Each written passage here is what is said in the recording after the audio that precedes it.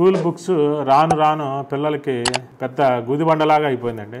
మనకి చిన్నప్పుడు పిల్లల మాట వినకపోతే గొలుసేసి కాళ్ళకి ఇంత దిమ్మలాగా వేసేవాళ్ళు, గుది బండ అని అనేవాళ్ళు. అలాంటి బండ ఎవరికి వేసేవాళ్ళు? స్కూల్లో ఎవరైతే పనికి మాలినవాడు ఉంటాడో, సరిగా చదవనవాడు, మొద్దోడు, లేకపోతే ఇంట్లోంచి పారిపోయేవాడు, గోడలు చేసేవాళ్ళకి వేసేవాళ్ళు.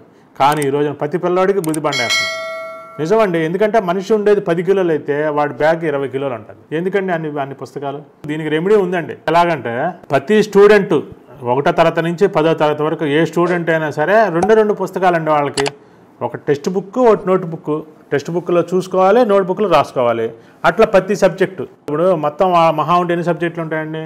6. ఇంకో 4 ఎక్స్ట్రా వేసుకోండి, 10 సబ్జెక్టులు. Telugu, English, maths, social, science, ఒక కంప్యూటర్, ఇంకా రకరకాల సబ్జెక్టులు వచ్చినాయి కొత్తగా లేటెస్ట్. ఒక 10 సబ్జెక్టులు వేసుకోండి. ఒక్కొక్క దాంట్లో రోజుకి ఒక్కొక్క సబ్జెక్టుకి 3 పేజీలు, 2 పేజీల కన్నా ఎక్కువ చదవరు కదండి పిల్లలు. 10 సబ్జెక్టులు కలిపి 10 రోజులు 20 పేజీలు అండి. అట్లాగే రోజుకి 20 పేజీలు నోట్స్ ఉండిద్దండి. అంతకన్నా రాయడు కదండి. ఒక్కొక్కళ్ళు ఎన్ని పేజీలు రాస్తారండి? మహా రాస్తే ఒక 20 పేజీలు రాస్తారు. ప్రతి సబ్జెక్టుకి 2 పేజీలు, 3 పేజీలు, అంతకన్నా రాయరు కదా. ఒక 20 పేజీలు నోట్ బుక్. రోజుకి 20 పేజీలు నోట్ బుక్, ఒక 20 పేజీలు టెక్స్ట్ బుక్. అంటే నెల మొత్తం మీద ఎంత అయింది? అది ఒక 500 పేజీలు, ఇది ఒక 500 పేజీలు. 2 పుస్తకాలండి. చక్కగా ఇప్పుడు సోషల్ పుస్తకం, మ్యాథ్స్ పుస్తకం, సైన్స్ పుస్తకం, అలా కంప్యూటర్ పుస్తకం అనే బదులు మార్చి పుస్తకం, ఏప్రిల్ పుస్తకం, జూన్ పుస్తకం, జూలై పుస్తకం అని పెట్టేసేయండి. 12 రోజులకు 12 పుస్తకాలు, టెక్స్ట్ బుక్లు, 12 నోట్ బుక్లు పెట్టేశారనుకోండి. చక్కగా హాయిగా పిల్లలు కూడా ఒక టెక్స్ట్ బుక్, ఒక నోట్ బుక్ తీసుకొని హ్యాపీగా వచ్చేస్తారు స్కూల్కి.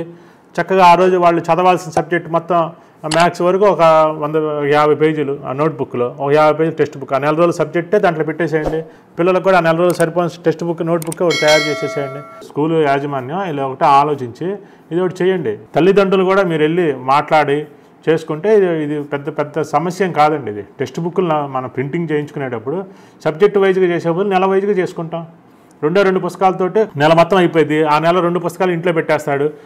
జూన్ పుస్తకాలు తీసుకొస్తాడు. జూన్ పుస్తకాలు అయిపోయింది, జూలై పుస్తకాలు తీసుకొచ్చుకుంటాడు.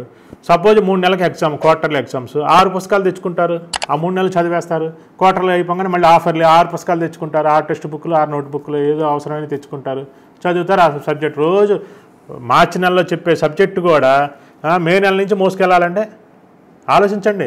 ఇప్పుడు ఖాళీ పేజీలు కూడా రోజు మోయాల్సి వస్తుందిగా. ఇప్పుడు రోజు 10 పేజీలు కాడికే ఒక్కొక్క సబ్జెక్టులో రాసుకుంటాం వాడతారు. సంవత్సరం పొడుగు 250 పేజీల నోట్ బుక్ని సంవత్సరం పొడుగుతో రాసేది రోజు వైట్ పేపర్లు మోసినట్టేగా. టెక్స్ట్ బుక్ కూడా ఎప్పుడో చదివే సబ్జెక్ట్ రోజు మోయటమేగా.